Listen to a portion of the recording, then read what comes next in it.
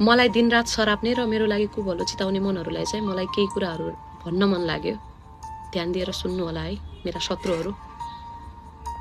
जबसम्म मेरो महादेवको आशीर्वाद ममाथि र मेरो आमा बुवाको साथ छ नि, तिमीहरूले 10 जुनी तपस्या लिए पनि मेरो केही हल्लाउन सक्दैनौ, मेरो केही बिगार्न सक्दैनौ। हो, बेग्लै कुरा हो, जिन्दगी हो। जिन्दगीमा कहिले रुन्छु होला, कहिले हाँसौँ होला, कहिले खुसी हुन्छु, कहिले उत्साह हुन्छु, कहिले तनाव होला। त्यो जिन्दगीको पाटो हो, त्यो सबैलाई आउँछ। दुःख सुख भन्ने कुराहरू सबैलाई आउँछ। तर म दुःखमा आए अथवा रोए भन्दैमा तिम्रो सराप लागेको अथवा यो भएको होइन। तिमी जस्ताहरूको सराप मलाई दूर दूरसम्म लाग्दैन। 10 जुनी तपस्या गरेर पनि लाग्दैन भने नि।